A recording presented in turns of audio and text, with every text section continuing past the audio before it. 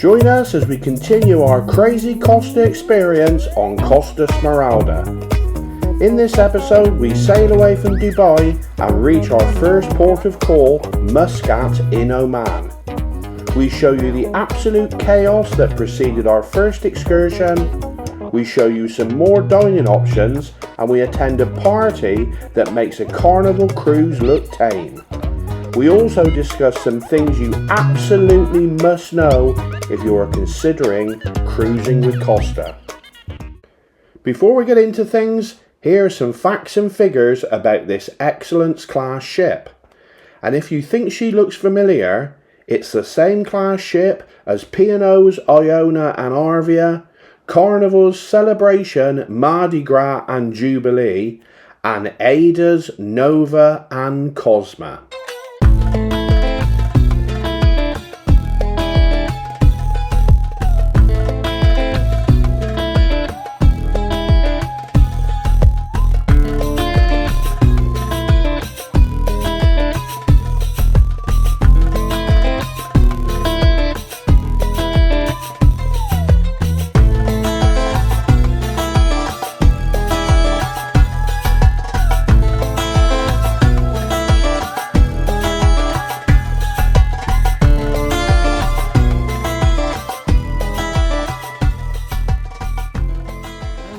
Paul's just been to the buffet to get us some pastries just as we sail into Muscat in Oman.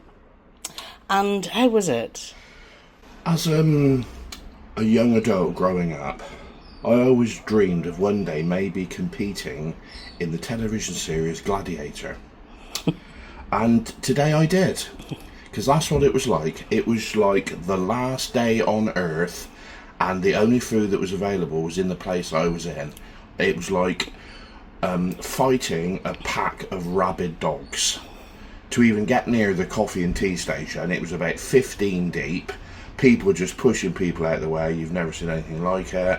And, well, to get these, I consider that to be a result. And then I've come away with all my limbs intact. Yes, that's good. And Paulie Blesson brought me some fruit too. So, yes.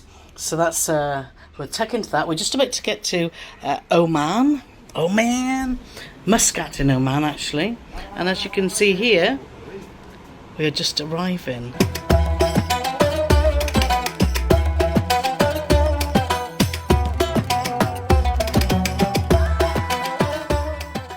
It was now time for our excursion, gliding over the waters of Oman on board a Dhow. We booked this excursion prior to starting the cruise, and it cost €65 each. Costa are not big on announcements, so you need to check your app or your paper program to find out where you need to be and at what time. It's fair to say that Costa run an every man for himself policy when it comes to excursions. Unlike most cruise lines where you're asked to meet in a lounge prior to setting off. To complicate things further, each port is also an embarkation and disembarkation port. Our instructions were meet on the dock and find your bus.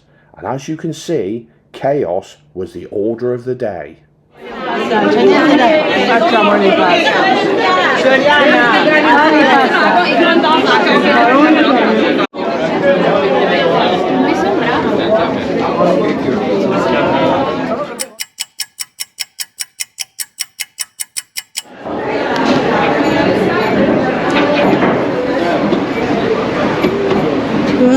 What a bum fight that was, Paulie, crikey. Well, that was, I don't want to sound mean, but that was everything I expected Costa to be. Yeah, look at it, look at this. No announcements at all. So no announcement to say the gangway was open, no announcements where it was, though you could read on the programme where it was. So I guess that's better than nothing. Hop on buses here if you don't do an excursion, but we've got to go and find now bus 29.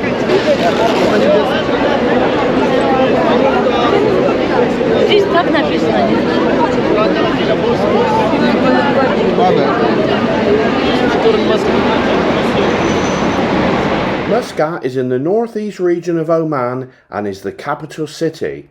It has a population of 1.7 million people, which is almost a third of the entire population of Oman. It has been a popular port accommodating trade from east to west for over 2,000 years. Muscat has been ruled by many different people over the years, including the Portuguese, the Persians and the Ottoman Empire. Evidence of communities in Muscat date back as far as the 6th century BC. Muscat's climate is hot, and with an incredibly hot summer and warm winters, its average yearly rainfall is just 4 inches or 10 centimetres. Our excursion today was gliding through the waters of Oman by Dhow. For those of you who don't know, a dhow is the generic name for a sailing ship with one or more masts with sails known as settee or lateen. They usually have long thin hulls and were originally used to carry heavy merchandise including water and fruit. They are mostly used in Eastern Arabia, Iran, Africa and South Asia. Right then, we're all soaked up, not soaked up, we're all Dhow boated up, Souks Market, sorry, I'm still learning this stuff. We're on our Dhow boat and we're ready to set sail. Yeah. Have we got a sail? Dunno. We're ready to set the motors. So after the madness of getting off the ship and onto the coach, our coach was about a third full. So now we've got this lovely little boat trip on a traditional dhow. And look at this lovely room we've got. Fantastic.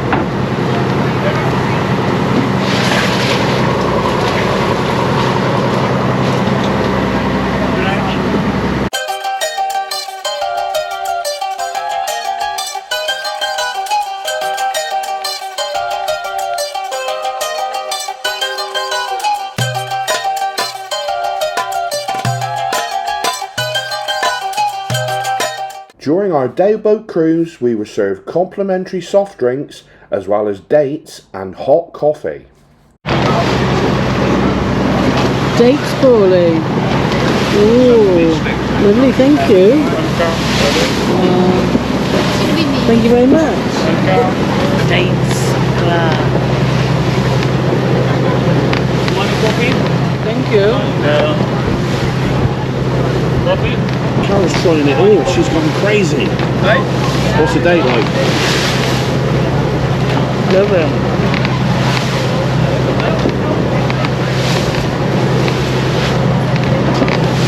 Not bad. It's like coffee. Omani dates are world famous for its natural sweetness, rich flavour and unrivaled quality. There are over 250 different varieties that are grown using traditional cultivation methods. They are the cornerstone of Omani hospitality and culture. Omani coffee uses lightly roasted beans, giving it a golden colour and a smooth, less bitter flavour. It's also known for its rich cultural significance and as a symbol of hospitality.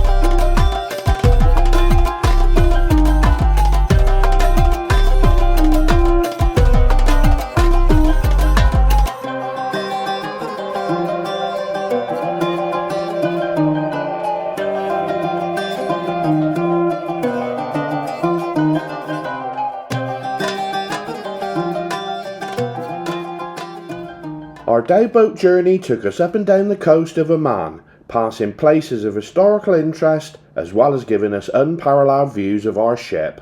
Our guide was full of knowledge and humour, and even though at times it was very rocky on board, we still had a fabulous time.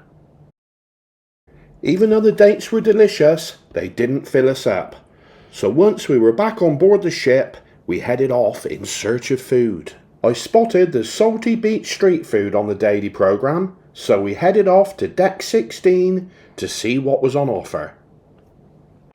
Right then, so we've come to the burger bar, which is in the interior swimming pool, and you can see here that it's not included in the fare.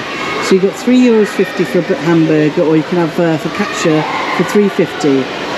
It is open from 12 to 7 p.m. and also from 8 to 5 in the morning. And Paul is craving a burger. So what he's done, he's gone and ordered a burger mix. So for €5 you get a hamburger and you get some fries. And as you can see from here, there's the focaccia options, obviously fries, and your burgers there. So yeah, so very unusual, isn't it, for us to go on a ship that where you can't normally a burger bar on a ship is included in the price. We've never been. This is cruise number 60, and I don't know any cruise lines that we've been on where you have to pay for a poolside burger. This is the first. Yeah. And it's not a good first. It's a first. It's a burger there. Oh my god, that's so it's a double cheese bacon burger. There's my chippers. So, oh, piping hot. That's a big burger for €5, isn't it? Yeah.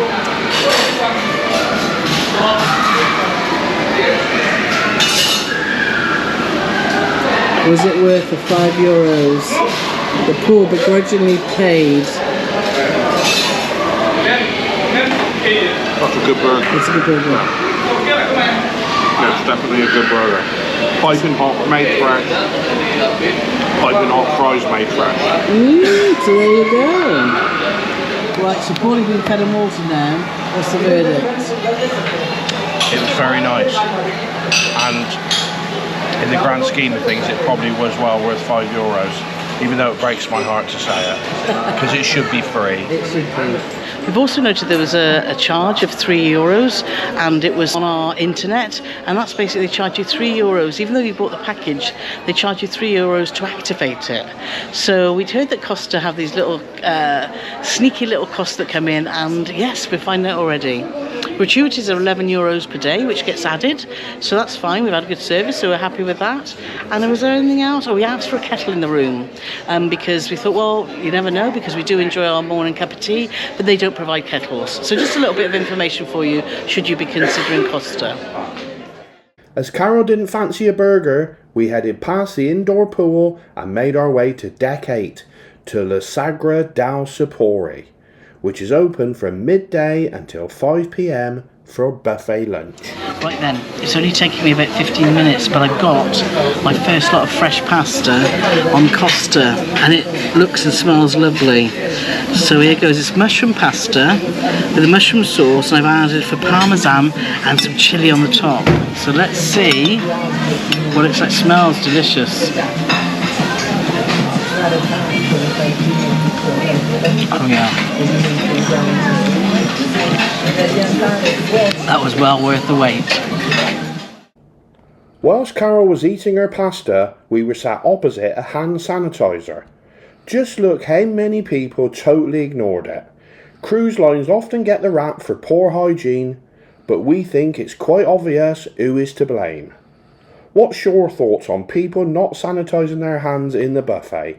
Let us know in the comments. Next stop was the Super Bar, which is quickly becoming one of our favourite places on board. It's right at the aft of the ship. It's reserved for adults only, though teens aged from 14 are welcome as long as they're accompanied by their parents. So I looked at the menu, which is all QR codes, as you can see here, and the cocktails, there isn't a Bloody Mary, so I thought, I'm just going to ask. And the bar staff here are lovely, and Kevin and the team. So I said, I don't want it spicy, and they said, don't worry, because we'll bring you out and you can make it as spicy as you like.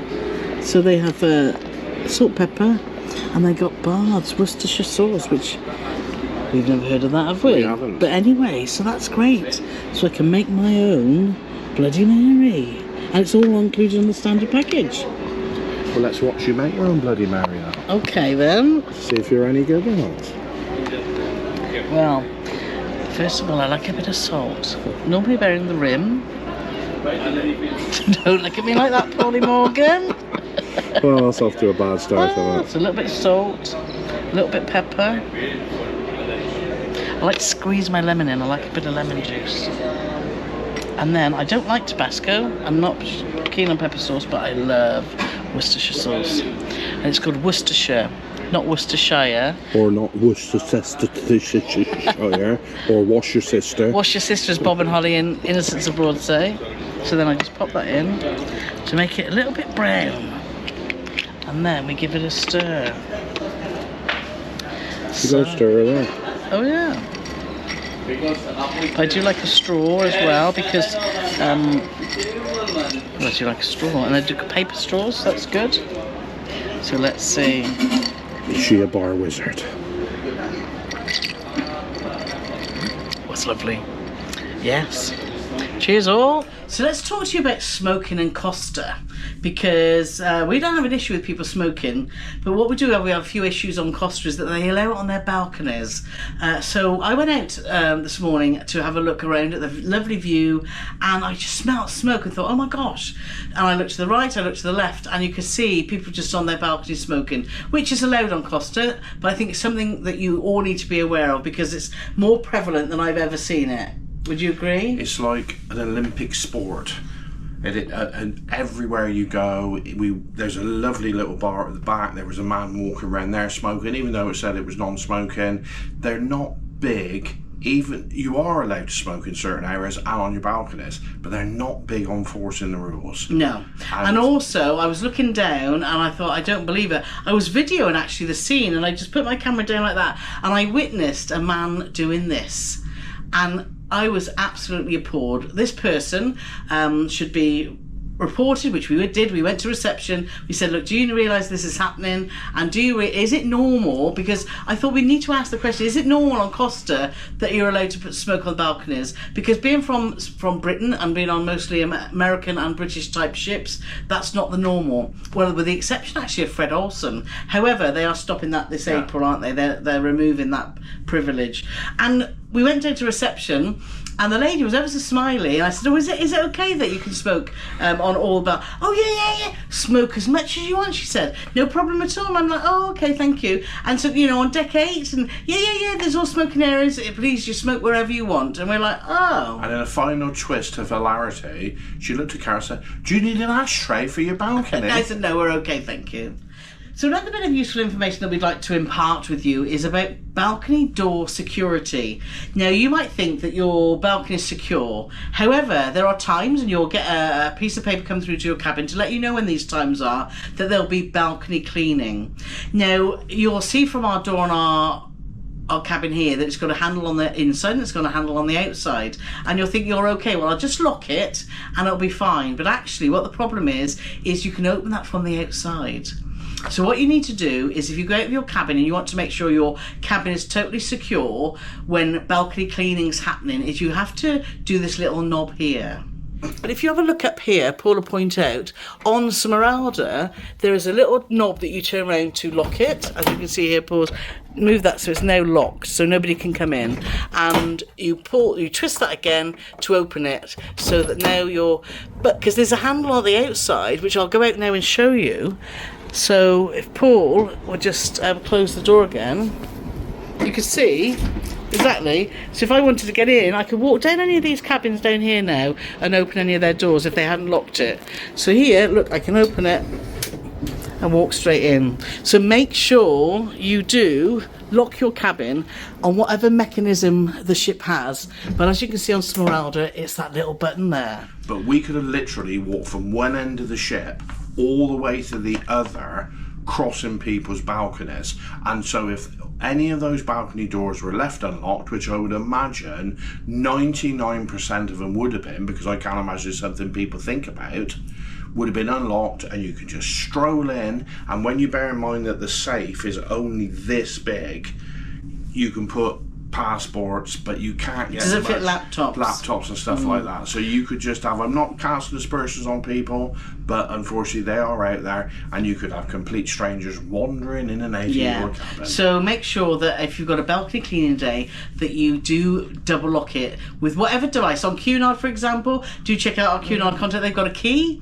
Every cruise ship's different, but just make sure you work it. How do you absolutely lock your door? Not just by closing it, this is by locking it. But I would get into the habit of not waiting for balcony cleaning day. Yeah. Do it as a habit. Every time you leave the cabin, Lock make it. sure your balcony door is locked. Exactly. So we've just come back into our cabin after being out, and there's still a door open, which is a shame. So yeah, so I've just rang reception and they are going to send someone up to lock it. So always be aware of security on a ship, because you just never know. This is a ship that's just going now. They're having a bit of a sail away party, Resorts World 1. And as I said in the comments, who are they? It looks a bit of a clue there. It looks like some Chinese writing there. Is it Chinese? I don't know. But anyway, so they're off partying. Apparently they do short cruises, 2 to 4 nights around this region. Never been on one, and I'm not sure when they move whether the scenery will be as picturesque as it has been. So very good response from reception. Only 20 minutes and the door's been fixed, so we're now back to our private balcony. Actually, now you can see 2 of the Sultan's yachts there, the ones that look like what we call Magnolia. They are the yachts of the Sultan.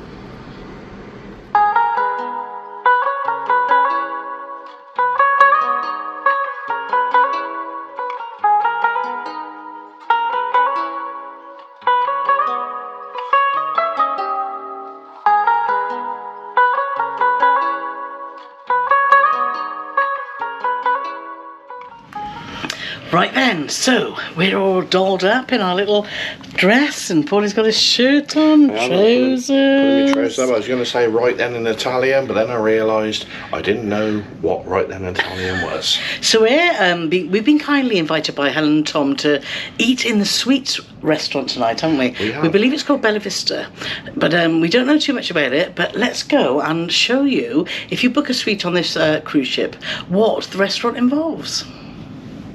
Absolutely. We'd heard that Costa food is good in the restaurants, but this was absolutely superb. We had 2 fabulous waiters called Rhesus and Rahul.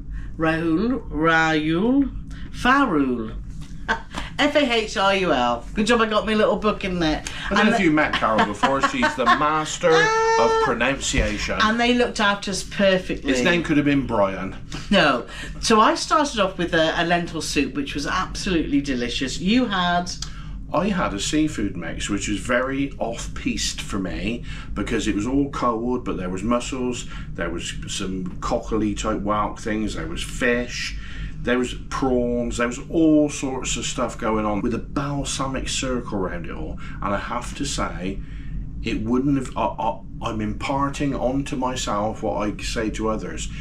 Try something that's outside your comfort zone. That was definitely outside my comfort zone, and I have to say it was fabulous. Then you had the ravioli. I had ravioli with salted baked cod, which was fabulous. Again, a dish, I love ravioli, but I wouldn't have chose it with salted baked cod, and it was amazing. And then I had a lovely piece of steak with some prawns, and the prawn, grilled prawns.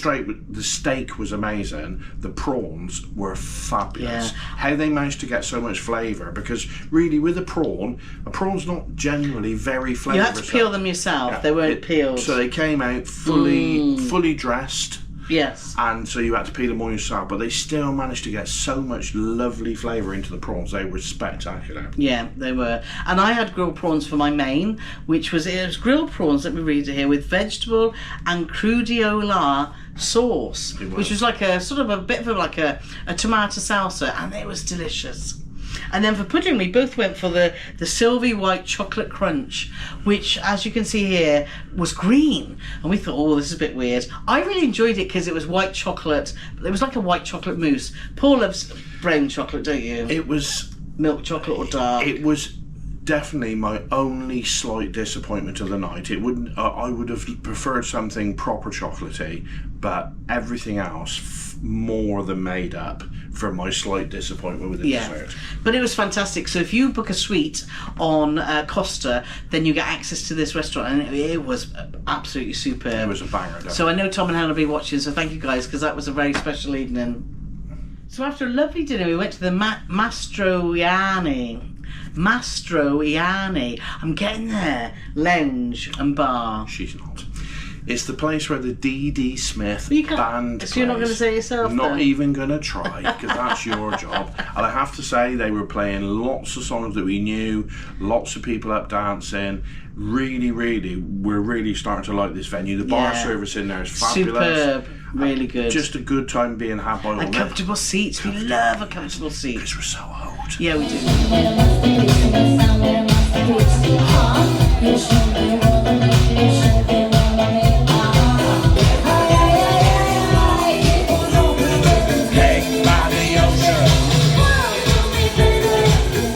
Yeah, we do. We love a And comfortable then seat. we remembered that it was the Desert on the Sea party on the top. Is it? Are we calling it the Lido? Yeah, deck? the Lido deck, and it's Or are we deck calling it the 16. Lido deck? Deck 16, deck 17 is sort of a two-tiered entertainment area that looks over the aft, and it's not a huge venue, but it's quite stepped. So for viewing, it's not bad at all, is it? And so we went up there, and what they've done is they wanted you to experience the Arabian night in a souk, wasn't it? So before you actually got to where they were actually doing the live music, you walk through these tents that were doing like henna tattoos, and they were giving out hot drinks, and it was very Arabian-like, wasn't it? The way they'd done it was fantastic. And then we got to where the main stage was, and oh my god, it was banging. There was DJ Sultana, not Sultana.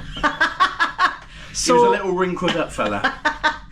DJ Sultano, who had two dancers by the side of him, who was just doing such a fab job. And then you had a stage area opposite them that had some belly dancers and different dancers on. And the atmosphere was mad, wasn't it? It was...